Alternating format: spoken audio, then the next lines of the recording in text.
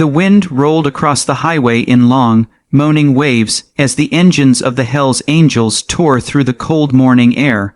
A long convoy of chrome and rust thundered down the empty asphalt, the roar echoing through the desolate stretch of the Arizona desert. The sun hadn't yet climbed over the horizon, leaving a bluish chill hanging over the land, but the bikers didn't mind. They thrived in places where most people wouldn't dare to walk alone. They were headed toward an old roadside diner, a place they used to stop at when riding west toward California, a place that hadn't changed since the 70s, greasy counters, cracked vinyl booths, neon signs flickering like they were tired of existing. But it served hot coffee, warm food, and no questions. For men like these, that was heaven enough. The leader of the pack, Ryder, rode at the front. He was the kind of man whose presence quieted rooms, not because people feared him, but because they respected the steel calm in his eyes. His beard was streaked with gray, his leather vest faded from 20 years under the sun, and his hands looked carved from stone. He never talked more than needed, but when he did, men listened. Behind him rode Tank, a giant whose laughter could shake dust off old barns. Ace, a sharp-eyed ex-military scout who trusted no one. Flint, tough as nails, and the rest of the crew, men bound not by blood, but by time, scars, and loyalty. As they rolled into the dirt parking lot of the diner, the first hints of dawn painted the sky in orange and purple. Ryder slowed, lifted 2 fingers, and the whole line of bikes came to a synchronized halt, like a metal army coming to rest. Tank stretched his neck. "'Bout time we stopped. My spine is yellin' louder than Ace's paranoia." Ace parked, kicked the stand, and scanned the area. "Something feels off." Tank scoffed. "Bro, everything feels off to you." "It's my job to feel off," Ace muttered.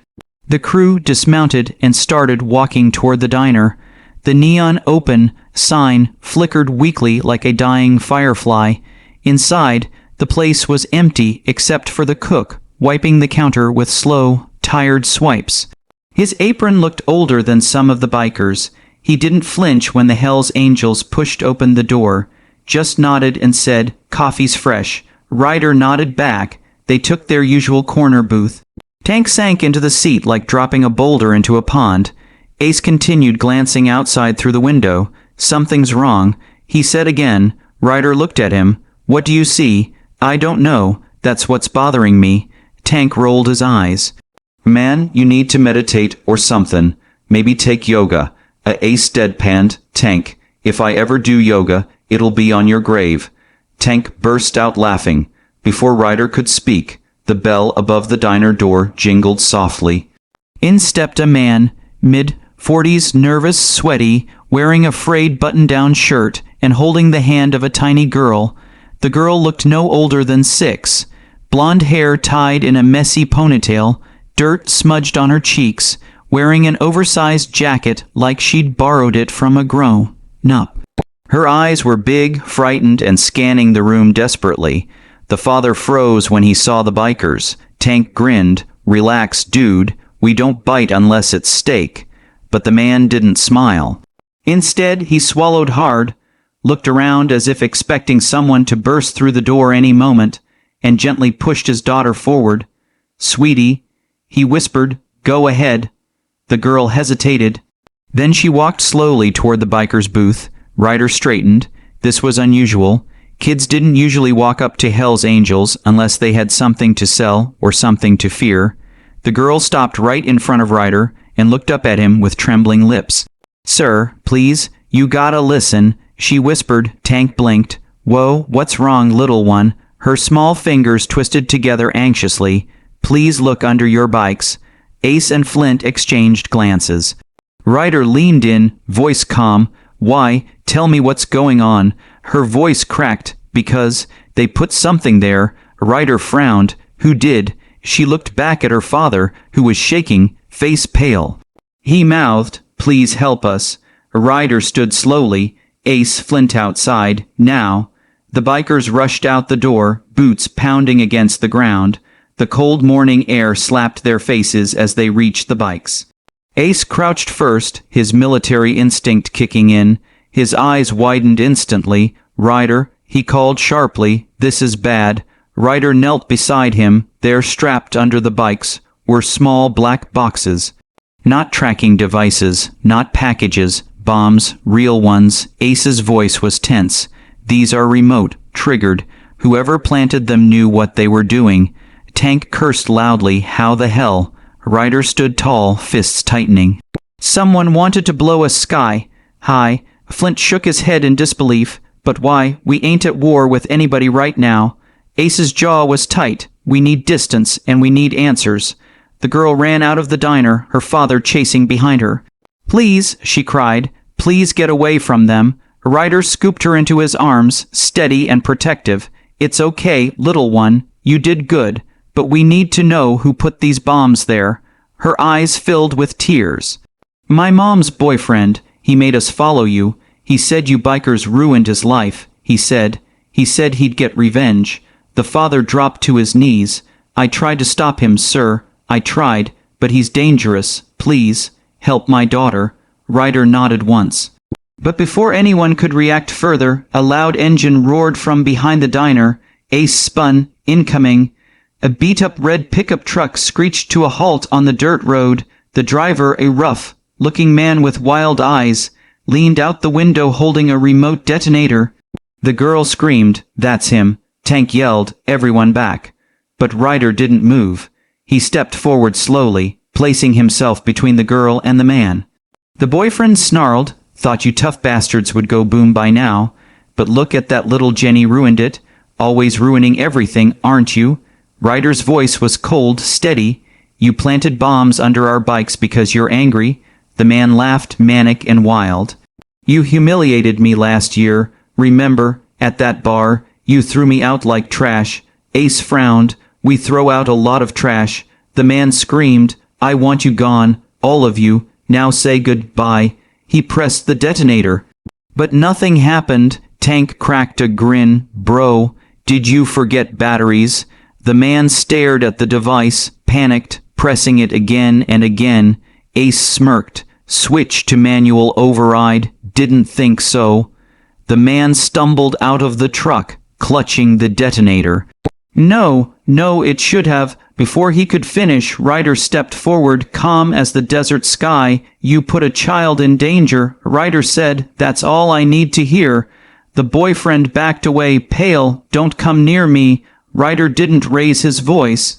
Ace moved like lightning. In one swift motion, he grabbed the man, twisted his arm behind his back, and disarmed him, the detonator flying into the dirt.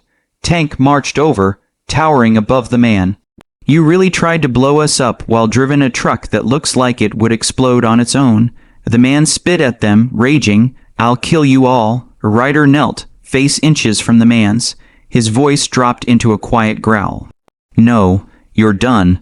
Flint Zip tied his hands. Tank tossed him into the dirt like a sack of grain. The girl ran to her father, who hugged her tightly, but the danger wasn't over yet. Ace knelt by one of the bombs. "These are high-grade, not amateur stuff." Flint nodded. "We can't just leave them here." Ryder looked at the father. "You know where he made these?" The man nodded shakily. "He has a place, an old tool shed 5 miles down the dirt road. He works on engines there." Ace's eyes darkened. If he had access to military-grade components, he didn't work alone. Ryder stood tall. "We're taking the bombs there. We'll figure out who else is involved." Tank blinked. Bro, you want to transport explosives?" Ryder looked at him. Carefully, Tank muttered, "This is how action movies start." Ryder turned to the girl kneeling beside her. "You saved our lives today. What's your name?" "Jenny," she whispered. Ryder nodded. "Jenny, we don't forget bravery, ever." The girl managed a tiny smile. Ryder looked at the father. "Bring her inside the diner. Stay there until police arrive." The father's voice shook. "But, will they believe us?" Ryder placed a heavy hand on his shoulder. "Tell them the Hell's Angels are vouching for you." The man blinked. Is that supposed to help?" Tank grinned. "Buddy, that's like having a tank write your reference letter." Ace radioed the sheriff's office anonymously. "Package, domestic threat, need pickup, diner off Route 68, suspect detained, not staying." The crew carefully removed the bombs, transporting them in Tank's reinforced cargo trailer. they secured them well enough not to blow if a pebble jumped too high. The trip to the tool shed was slow, cold, and silent. As they reached the shed, Ace raised a hand. "Hold up." The place wasn't empty. Parked outside were 2 motorcycles, sleek, black, with insignias the Angels recognized instantly. Ryder muttered, "Vipers, MC." Flint cursed. "We have beef with them," Tank whispered. "That explains the bombs." Ace's mind raced. They used the boyfriend as a pawn. They approached the shed. Inside, voices whispered. Ryder pushed the door open. 2 Vipers stood inside, shocked. One of them, Buzz, cut froze mid-sentence. "What the?" Tank grinned. "Surprise, boys." The Vipers reached for guns. Ace fired a warning shot into the ceiling. "Try again." They froze. Ryder walked in slowly. "You planted bombs on our bikes. You used a terrified father and his little girl as bait. That's not biker code. That's cowardice." Buzzcut spat. "You started this war." Ryder shook his head. "No, but I'll finish it if you want." The other Viper, twitchy and nervous, stammered, We were just following orders. Our president said you humiliated him." Tank scoffed. "Damn, is everyone we meet just mad about being disrespected?" Ace ordered, "Hands on your heads, now." They obeyed. The Angels found schematics in the shed. Plans for multiple attacks. The bombs weren't the only attempt. The Vipers were planning something big, but not anymore. Ryder stood in front of them. "Listen carefully. You're done with this mess. If you pick up a gun against us again, we'll treat it as war." Buzzcut swallowed. "We're not suicidal." Tank glared. "Then stop actin' like it." Ace confiscated evidence, photographed everything, then destroyed the remaining materials. Flint tied the 2 Vipers and left them in the shed, alive but humiliated. By the time they returned to the diner, police cars surrounded the area. The boyfriend was already handcuffed, screaming nonsense. The sheriff approached Ryder with a suspicious glare. Anonymous call said domestic terrorism attempt. This true. Ryder crossed his arms. Check under the bikes. Officers found residue where the bombs had been strapped. The sheriff exhaled slowly. "Damn, you boys got lucky." Ryder looked down at little Jenny, who clung to her father's leg. Luck had nothing to do with it. The sheriff knelt beside the girl. "Did you warn them?" She nodded nervously. "You saved lives today," he said. "You're a hero." Tank cheered. "Best hero of the day." The girl giggled, some of her fear finally melting. Ryder crouched to her level again. "Jenny, you ever need us, you call this number." He handed her a small card printed with the chapter's emergency contact. Her father wiped tears. "I don't know how to thank you." Ryder stood. "Keep her safe, that's all." As the Angels prepared to mount their bikes again, Jenny tugged Ryder's jacket. "Sir, before you go, can I ask something?" "Of course." She smiled shyly. "What's it like, riding those big motorcycles?" Tank gasped dramatically. "Only one way to find out." Ryder gave a rare smile. "Tank helmet now." Tank grabbed a small spare helmet from his pack, strapped it gently onto Jenny's head, and lifted her onto his bike, letting her sit for a moment, hands on the grips. Her eyes sparkled brighter than any sunrise. She whispered, "Wow." Tank whispered back, "Right." Ryder lifted her off safely. "When you're older, we'll give you a real ride." Jenny grinned ear to ear. As the crew prepared to depart, Ryder faced his men. "We ride careful. We stay alert. We watch our own." Ace nodded, "And the kids too." Tank raised a fist to Jenny, the mini hero. The Angels roared in approval. Their engines thundered to life, the ground shaking beneath them. As they rode away, Jenny waved with both hands. The sun finally broke over the horizon, bathing the road in light. Ryder muttered into the wind, "People think we're the bad guys, but sometimes life is different than stories." Tank shouted behind him, "We are the story, brother." And the convoy roared forward, leaving behind dust, danger, and a little girl who would grow up remembering the day she saved the Hell's Angels. As they vanished into the sunrise, Ryder's voice echoed in, "Please like and share my videos and subscribe to the channel. Kindness Soul Stories."